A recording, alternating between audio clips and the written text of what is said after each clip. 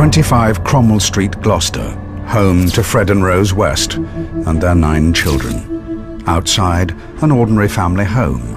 Inside, the scene of some of the most horrific crimes in British history. I had both these faces hovering over me. And they said, "We're going to kill you, and we're going to bury you under the paving stones of Gloucester." A house of utter depravity, which shocked even the toughest investigators. And it was obvious it was a human thigh bone, and female and young. Officers searching 25 Cromwell Street have today discovered what they believe to be another set of human remains.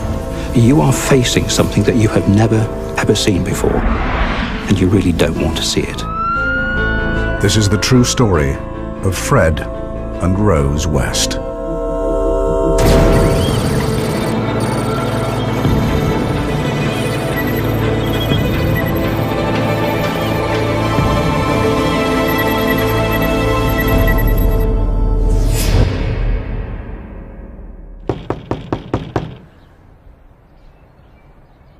The 24th of February, 1994. The last night Fred and Rose would spend together after 22 years of marriage, and the start of a murder investigation that would shock the world. Fred West, a builder in his 50s, worked hard to pay for his house in the centre of Gloucester, where he lived with his devoted wife Rose and their children. These were people who were well regarded. I mean, they weren't highly regarded, but at least well regarded by most of those around them. A bit eccentric, a bit odd, but do anything for you. Summer 1969. Rose was waiting for a bus when Fred first saw her. She was almost 16, and Fred was 28. Fred tracked Rose down to the cafe where she waitressed. Thick-set and strong, the son of a farm labourer, Fred got his way with the women he pursued. Soon, Rose was Fred's lover, and pregnant with their first daughter, Heather. Over 20 years later, and Heather had been missing for 7 years. Allegations of sexual abuse within the West family alerted Gloucestershire police to Heather's disappearance. After an initial search failed to locate her, Detective Superintendent John Bennett was brought in to investigate. What that basically meant was that either she had gone abroad illegally because she wouldn't have had a passport, or was dead. The police search quickly centred on the West's house in Cromwell Street. It was some form of a family joke that Heather was under the patio of Cromwell Street. This being mentioned mostly by Fred and Rose West to their children when they'd done something wrong, hadn't eaten their food or refused to go to bed or been naughty in some way. On the 24th of February, the police moved in to search Fred West's garden. He was saying that there was no truth in this and that he was going to sue the police for the damage they were causing to his home. Slab by slab, the police removed Fred's patio. They found nothing at first. Then, digging deeper, something caught their eye. It was a bone, but was it human? They called in forensic pathologist Professor Bernard Knight to find out. And it was obvious that, 2 seconds it was a human thigh bone, and female and young. Fred had broken a sewer pipe at some stage in his digging. So I was digging through a mixture of Gloucester clay and, of course, the sewage. So it was a sort of black, sticky mess. But then, when I went into this hole, or at least I think there's a police officer down there, and he handed up some bits. And I looked at these. I remember looking, I think, at Inspector Bennett and saying, well, either she's got 3 legs or you've got more than one. The police had found the remains of 2 bodies. They suspected one was Heather, but who else was under the patio? The police confronted Fred. Fred made a staggering confession. Not only Heather, but 2 other women were buried in the garden. One had a name. He said she was Shirley Robinson, his secret lover. and pregnant with his child. The thing I want to stress, is Rose doesn't know anything at all. She hasn't done anything. The other, he claimed, was Shirley's mate. The police needed more information, but Fred kept changing his story. One minute he was making admissions, the next minute he was denying that he had done any of these murders and it was somebody else. She's not going to let me say to her, I strangled Heather, without coming straight to the police. Don't get Rose wrong. Rose lived by the law. Properly, I mean. But all the time, whenever he returned to making his admissions, he would reinforce that his wife knew nothing of these crimes at all, that they were purely down to him. Was it possible that Rose knew nothing about the murders? 3 young women killed and buried under her nose, including her daughter Heather. Cromwell Street was turning out to be no ordinary family home, but a house of unimaginable horrors.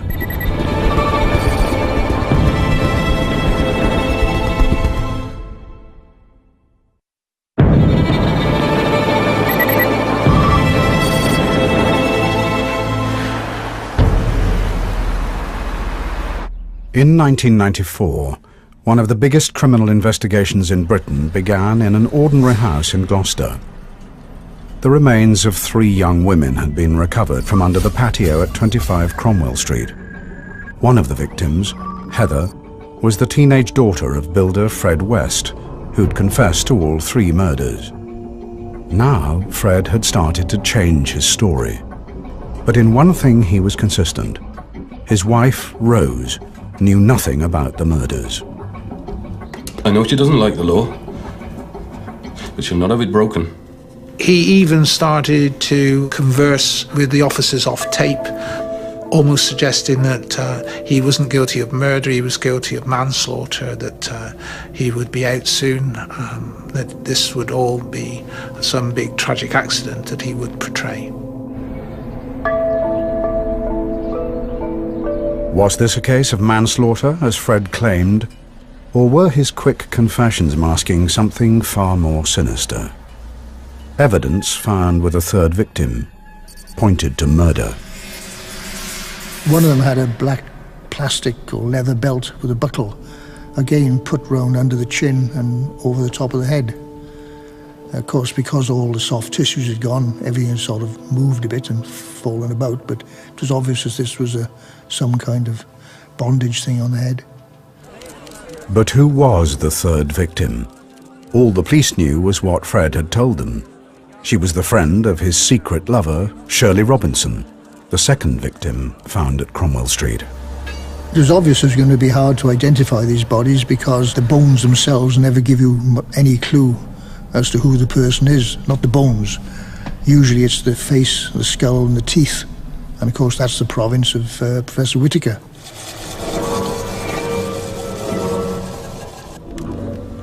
There is more information in your teeth about you and your lifestyle and your age and possibly even how you died than there is in most other parts of your body.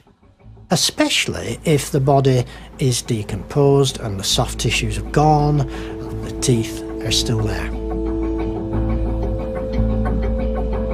To help the police, Professor Whittaker needed photographs of likely victims.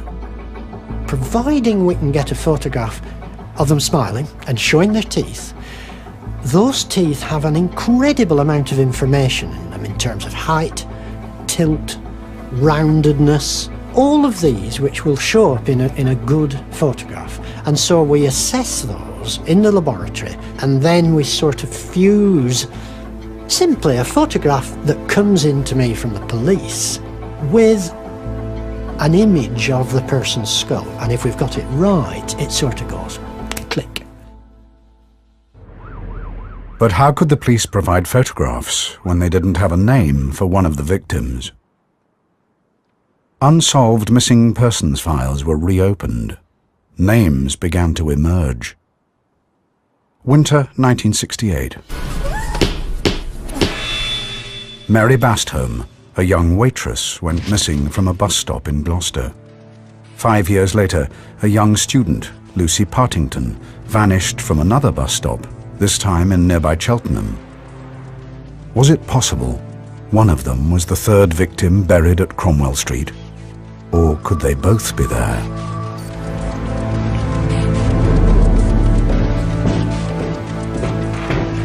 Forensic psychologist Paul Britton was brought in to profile Fred West and answer the burning question, were there other victims? I was in a position where I had paperwork that went back 20, 30 years. And as I began to look at that, then the bells began to ring rather grimly for me. Because what I began to see were some of the hallmarks, the highlights of a very dangerous offender. Not at all the man that I'd been told might be sitting downstairs. My view was that all that had happened is you had simply seen 3 high points, and that it was very unlikely, unthinkable really, that you were going to have silences across the intervening years. The time between those 3 marks was going to be filled with other sorts of murder, other sorts of killing.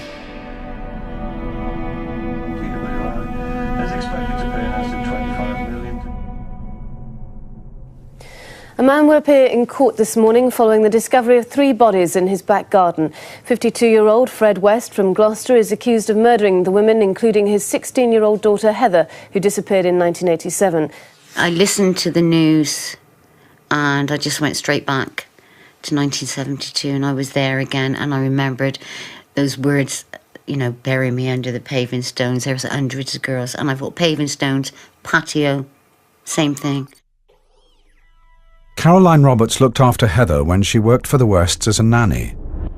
Deeply disturbed by news of her death, she rang the police to offer a statement. That night I couldn't sleep at all. I knew the police were coming in. I was trying to remember all the things that I took 22 years trying to forget. And it was so vivid that in the end I had to get up in the middle of the night and I just wrote everything down. It was haunting for me because I really felt responsible for their deaths. It was almost like they were my family. I knew them all intimately, and I think that's because I know up to a point I shared the same experience as them.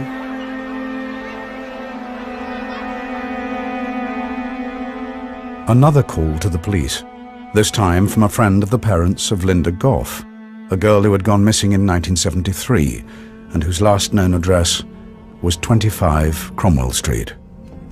New information started to emerge. During the course of looking for her, Mrs. Gough had gone to the address and been told by a woman and her husband, Linda had left some time previously. Linda's mother had noticed that Rose was wearing her daughter's slippers. If this was the case, and Linda was one of Fred's victims, it was possible Rose knew about the murders. She's not here. He was also wearing a cardigan or some knitted clothing that was Linda's, and outside on a whirligig type washing line was some of Linda's nightwear. The Wests told Mrs. Gough that Linda had moved on, leaving some of her things behind. Believing their story, but unable to locate Linda, June Gough waited for her daughter's return. Years went by, but Linda never came back. Caroline Roberts first met the Wests 6 months before Linda moved in. In her statement to the police, Caroline recalled in chilling detail how the Wests selected their potential victims. This one night I was hitchhiking back from Tewkesbury on my own, and this car pulled up with 2 people in, and this was Fred and Rose West. When I first got in there, I didn't think they were a couple because of the age difference and the fact that she was quite an attractive young girl and he was not an attractive man. As we went on our way back towards Cinderford, we got talking and they seemed really friendly, and that's when I found out they'd just got married and that they had 3 little girls. And they were talking to me and asking me about what I was doing and that, and I said that I tried to avoid being at home as much as possible because of my stepdad. We kind of just didn't get on. And with that, they both at the same time just turned around and said, hey, would you like to come and work with us, looking after our children? And within a week of meeting them, I moved in to 25 Cromwell Street. Caroline's job would be to look after Heather, newly born baby May, and Anna Marie, the oldest child from Fred's first failed marriage. One of the strange things was that they had a lot of visitors, mainly men, come into the house. And I used to look after the children while Rose was with these men. And I'm sure she must have told me she was a masser, which I believed at that time. There was an even darker side to Fred. He'd tell me things like he'd performed abortions. Oh, don't worry if you get pregnant, Caroline, you know, we can put you right. I can do abortions. I've done abortions before now. And the sickening thing was that he would say things like, yeah, and the women were so grateful they'd offer their bodies to me straight after. Which, yeah, and I thought, nah, this man's just making it all up. He ain't right. Shortly after, Caroline left Cromwell Street hoping never to return, but Fred and Rose had other plans for her. For Paul Britton, Caroline Roberts' statement made one thing clear: the house was the key. To understand the Wests fully and what went on inside their home, he needed to visit the crime scene. He needed to visit Cromwell Street. It was an ordinary house. It was one of a row. It was the end one, as I recall, and I think its neighbour on one side was a church. The church walls made the boundary on one side of the house. Going up the stairs, they're quite steep, but as you turn round, on the back of the doorway and the bit above the doorway, there is a full-length picture of a woman, very reminiscent of the younger Rosemary, beckoning. Disturbing details of the Wests' lives started to emerge. Bedrooms Rose used for prostitution, fitted with listening and recording devices so that Fred could watch. But most significant of all for Britton was the cellar.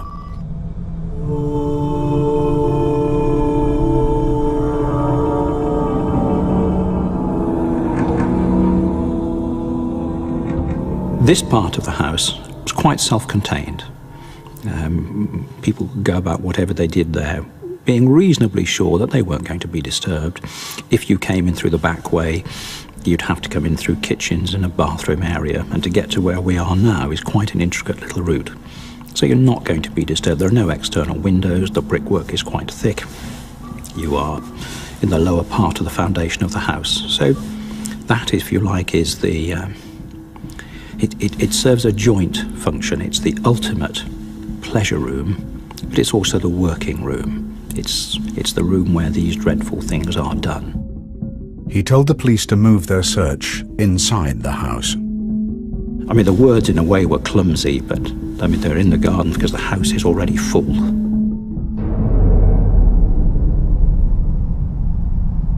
Paul Britton had said that West was a predatory sexual psychopath, and he had said quite clearly that there was a possibility of there being more victims.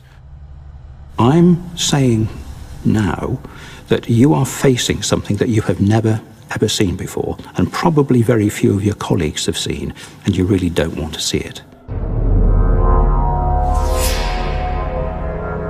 The police began to search the cellar for more victims. Fred was told they had moved inside the house. He was also questioned about Linda Goff and why Rose had been wearing her clothes. Fred refused to answer. Just after 5:30 that afternoon, I received a phone call from the cell block to say that Howard Ogden, the solicitor who was representing West, had asked to see me urgently.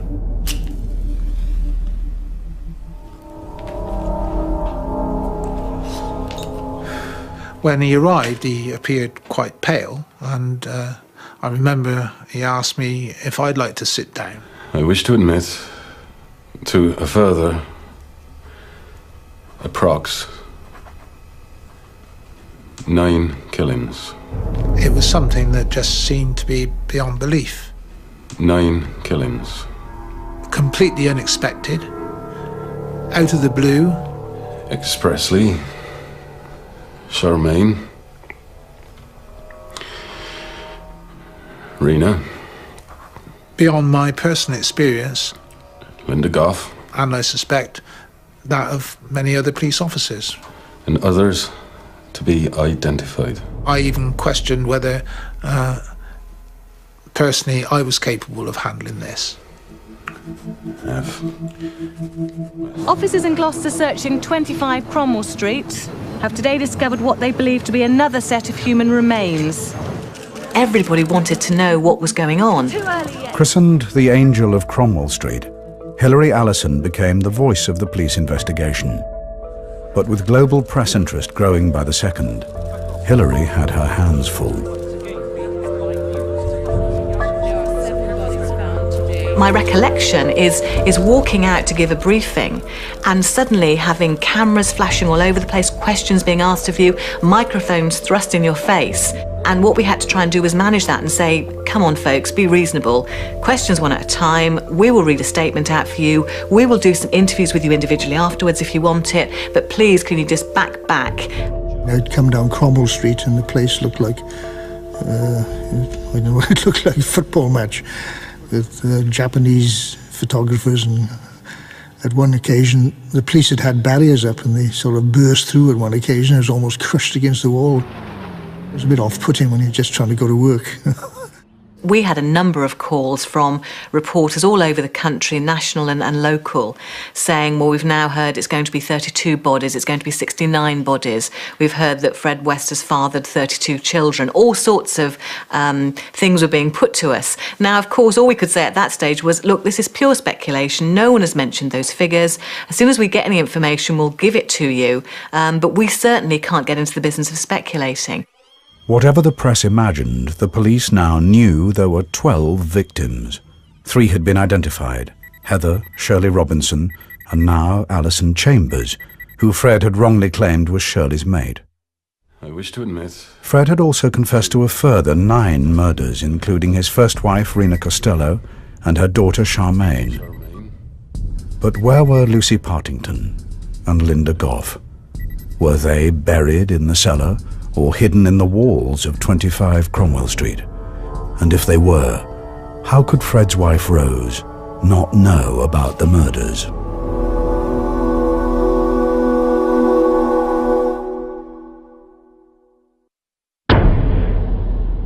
Fred West had confessed to the murder of 12 young women, but the horror was not confined to West's home in Cromwell Street. Fred told the police there were other bodies in other places. He led them to Muchmarkle near Gloucester, the tiny rural village where he grew up. This field's known locally as Letterbox Field. When we brought him out here, hoping that he could identify the location where he buried the body.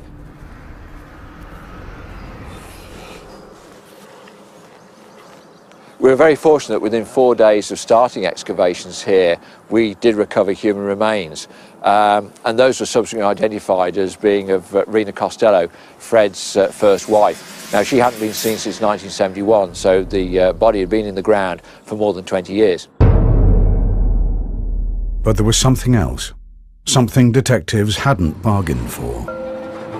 Fred revealed that lying close by was another body, Rena's friend, Anne McFall, who, like Shirley Robinson, had also been pregnant with his child.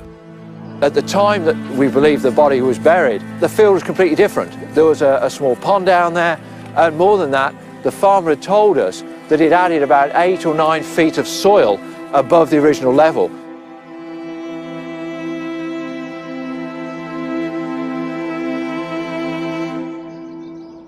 We spent 2 months here, digging out a huge amount of ground. In fact, the hole was the size of an Olympic-sized swimming pool. We'd done all this work, and we were almost on the point of closing the operation down when we finally discovered the remains. The recovery of the remains of Anne McFall was rather poignant here because we believe that she was probably the first victim of Fred West, and she was the last one to be found. Inside West's home at Cromwell Street, the police search was also reaching a conclusion. Inch by inch, they'd stripped the house bare. 5 more unknown victims had been painstakingly exhumed from the basement, and in the bathroom, they finally found the remains of Linda Gough. Cromwell Street was empty at last. With nothing left to find, and the media demanding information, the next task for the police was to identify the victims. This onerous task lay in one man's hands. Professor Whittaker was making progress with a skull from the cellar, with a distinctive clue to its identity. This girl must have had some damage to her 2 front teeth. They had crowns on them. These crowns were temporary crowns. Now, to a dentist, this means she had an accident probably. She had the work done to make new crowns. She had temporary ones put on, and she died and was unable to go back for that fitting. The precision of Whittaker's observations led a police colleague to ask him an unlikely question. She remembered an incident from a hockey match many years before, when a local girl had her teeth knocked out, and she asked if it could be the same girl. We had, I don't know, 10,000 missing girls in Britain. They were in the frame. And a woman police detective says, do you think it could be this girl who was playing hockey? And of course the answer has to be, it's incredibly unlikely, but we ought to check it out. The team was put on to sort this out, and it turned out to be her. I realised that Lucy wouldn't be dead if she hadn't been a female and if she hadn't been collided in this most extraordinary and incomprehensible way with the world of the West that was the complete opposite of her life. The girl who'd once played hockey was Lucy Partington. After 20 years of waiting, Marion could lay her sister to rest.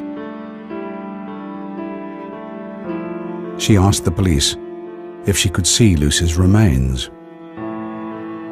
I just walked forward and took the lid off, and there it was, and there was something about the shape of it that was just immediately I knew that it was Lucy's skull. It was just like the shape of this dome. I told my mum what we were going to do, and I said, is there anything you'd like me to put in with Lucy's bones? And she gave me these 2 old toys of Lucy's that she'd always kept, that we played with as children, completely beaten up old straw-stuffed lion that was called Chocker, and another one that was called Bunny, who was dressed up in his smart velvet trousers. And we put Chocker and Bunny in either side of her skull and wrapped it all up. You know, it was like tucking up what was left. It really helped to make it real.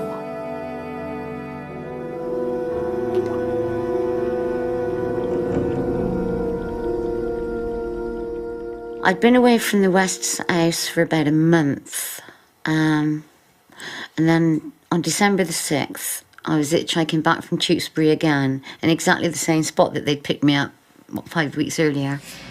When they pulled up, they were both sat in the front, and Rose opened the window, the passenger side, and was all smiling.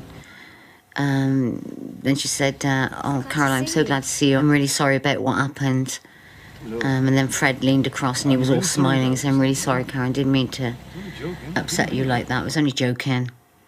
And then they were like talking and saying, "Oh, the kids really missed you, and we really missed you."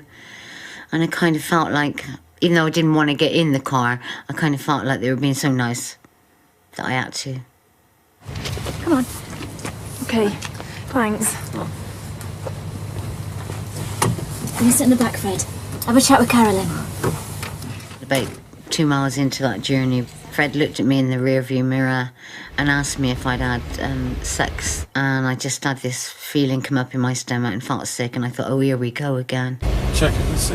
Check and see if she's had sex. And with that, she grabbed my crutch. Fred pulled up on the grass verge and turned around in his seat and just kept punching me across the side of the head. And I was knocked out.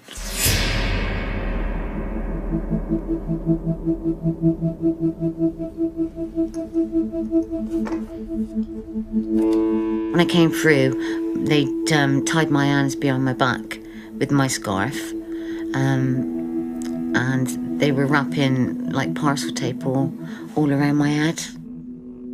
They were telling me, if you just calm down, we're just going to make you a cup of tea, tidy your back up, and then we're going to take you home.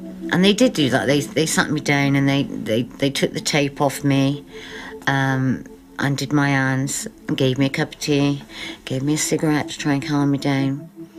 And I did then think, oh, this is okay, they've just made a mistake. They think I'm something I'm not, and I'm going to go home. And a few minutes later, after we'd finished a cup of tea, Rose grabbed hold of me and tried to kiss me on the mouth.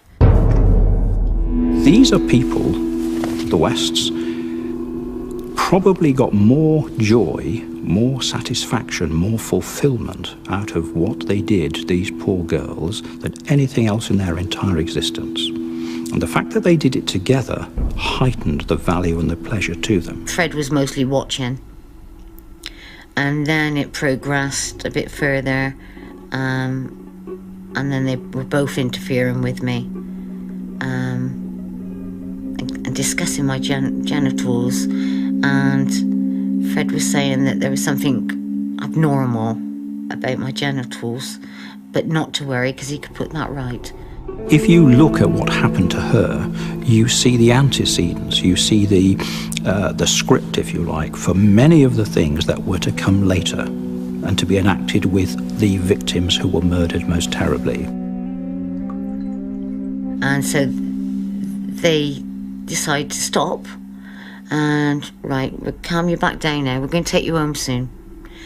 Get me another cup of tea, take my gag out while I have this cup of tea, and a cigarette, and then it starts again. The Wests used her for their immediate sexual gratification. That was important to them. They raped her, they dominated her, they controlled her.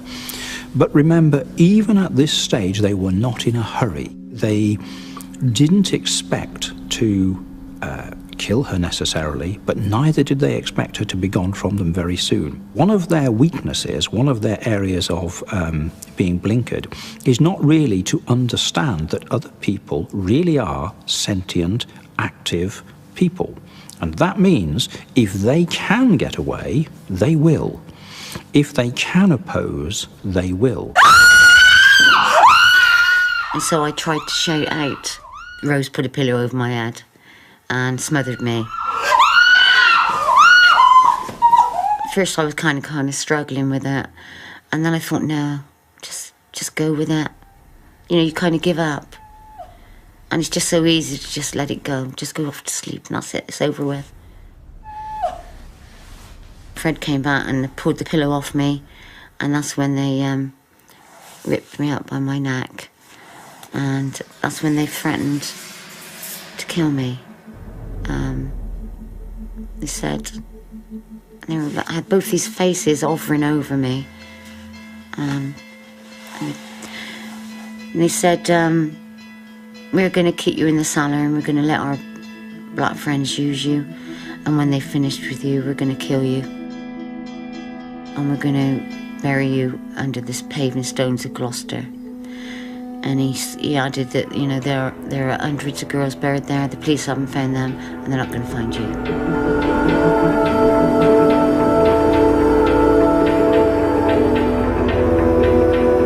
Caroline was not alone. Evidence found with the remains of the Wests' victims suggested they'd been through something similar before their lives had been ended. We found one knife. It couldn't have been the knife that dismembered them because it was a long bread knife type, which was a bit round-ended, couldn't be used for that. And the other things, of course, were bondage materials, I suppose you'd call them. They were sort of masks of sticky tape, stuff you tape on parcels, wrapped around the head, and some plastic tubes which had been pushed up nostrils. Very bizarre stuff. Remember, if you look at what happened to these young women, you see a progression of debasement, of mutilation. You see physical mutilation. All of these things are much more enjoyable when they can be repeated in discussion, in shared memory after the event. And this would be an area where Rosemary, for Frederick West, would be absolutely vital. She had enormous value to him. In 1972, Caroline Roberts was raped, abducted, and nearly murdered by Fred and Rosemary West.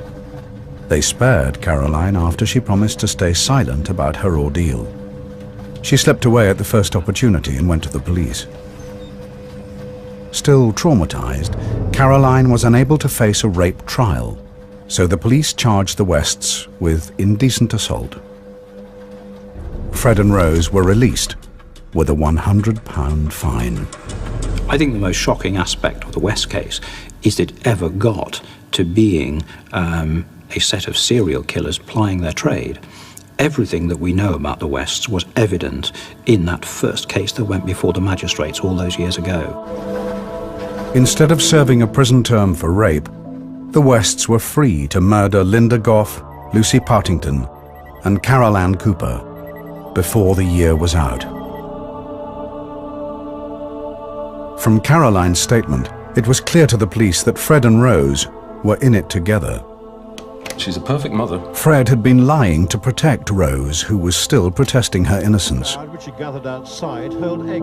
Now under arrest, Rose was summoned to the magistrates' court, where she would be charged jointly with Fred for 9 counts of murder. In court, Rose would be reunited with her husband. On each occasion, she snubbed him, looked away from him, didn't accept his attempt at touching her or advances, and this clearly quite perturbed him. Rejected and dismayed, Fred wrote Rose a letter. Well, Rose, it's your birthday, and you'll be 41. It's still beautiful, still lovely. On New Year's Day, around 1 o'clock, we'll always be in love. The most wonderful thing in the world was when I met you. West, using parts cut from prison blanket and making a very neat, snake-like rolled rope, which he very neatly blanket-stitched. I haven't got you a present. All I have is my life. I was asked by the investigators, did I think there was any risk that the Wests might kill themselves or hurt themselves in an attempt to avoid justice, or if they tried to escape, or what their defence might be. And my view was very clear that Rosemary West, certainly before a trial, would never make any admissions. That although it hadn't been anticipated by folks years before, she psychologically was much stronger, much more intact than Frederick West ever was. She would not say anything. Frederick West was very different. If he learned that Rosemary was in fact repudiating him, then he would almost certainly try to kill himself. And Rosemary began to repudiate him, and so he killed himself. Fred took the truth with him to the grave, and with no evidence linking Rose directly to the murders, it looked as if the Wests could escape justice. 25 Midland Road, the Wests' former home. Sit on the couch. Under cheap kitchen linoleum lay the body of a child. She had been there for over 2 decades until the police recovered her. 8-year-old Charmaine was Fred's stepdaughter. Her mother, Rena Costello, had been murdered by Fred and buried in a field at Muchmarkle. Charmaine had last been seen in 1971, the year Fred spent 9 months in prison, leaving Charmaine in Rose's care. If it could be shown that he was in prison when this unfortunate child died, was murdered, then he clearly couldn't have done it. And Rosemary had a problem. It was the vital evidence the police needed to convict Rose. But there was a hitch. The police couldn't find a photograph of Charmaine that showed her teeth. Without it, Professor Whittaker couldn't determine the date of her death. And without a date, Rose West would get away with murder.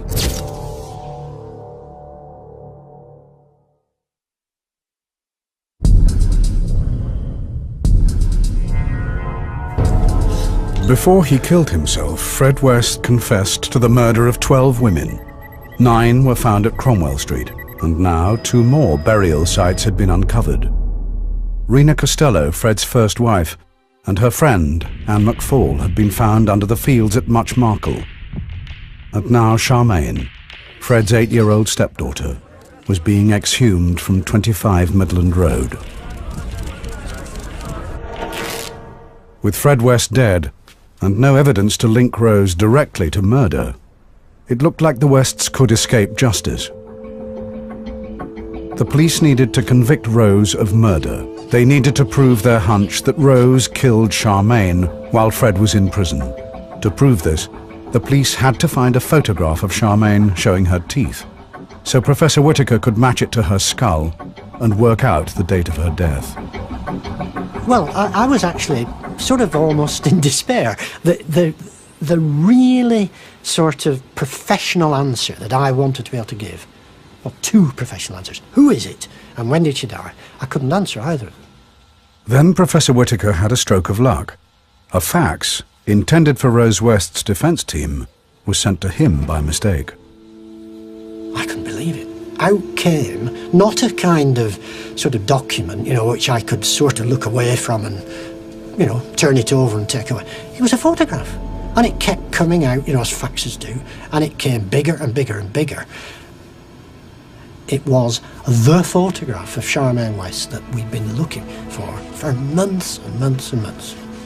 The police were also able to locate the photographer, who not only remembered the session, but also had a record of the date he'd taken it. This was the breakthrough they needed. Now that they had a reference point, Professor Whittaker could measure the amount of growth in Charmaine's teeth between the time the photo was taken and the point where growth had stopped. This gave him a probable date for Charmaine's death. The police had proved their hunch. Fred was in prison at the time. Finally, the case against Rose was building. Now they had a jury to convince. Rose West's trial began in Winchester in October 1995. Accused of 10 counts of murder, she pleaded not guilty to all charges. The prosecution needed an ace card. Caroline Roberts was asked to take the stand. I thought, right, I'm an adult now. Back then I couldn't have handled it, but now I can handle this. I'm going to do it. What had happened to me had happened to these girls, and I wanted to at least get justice for them. And this time I didn't care what anybody said or thought about me. I was going in there and I was going to stand up to them. I knew she wasn't innocent. When I was attacked, the nearest I came to death was at her hands. And so I knew she was capable of murder. Had the combination of Caroline's strong witness statement and Professor Whittaker's evidence from the photograph helped to swing the jury? The jury came back. Rose West was found guilty on 10 counts of murder. The trial judge, in sentencing her, said she should never be released. She has always, from that time and continues to do so, maintain her innocence.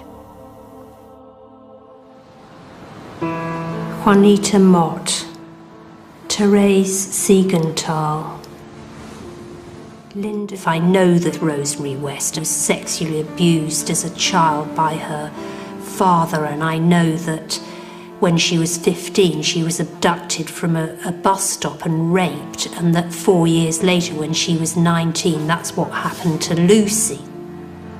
Catherine Costello.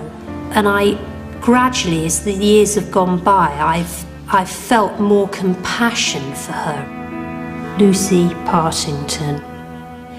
And I do hope that something of her life can be healed. The thing about Rosemary West is that she was in effect a blank canvas. And the thing that Frederick West did was to provide a platform, to provide a runway that she flew from. He was able to nurture her, to encourage her, to, if you like, show her the way. What he didn't anticipate, I'm quite sure, but was enormously gratified by was the fact that she flew past him.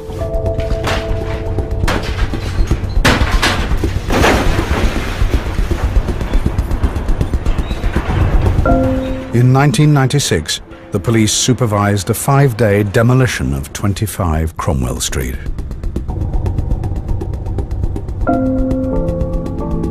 Speculation about other bodies, other possible victims of the Wests never found by the police, continues to this day.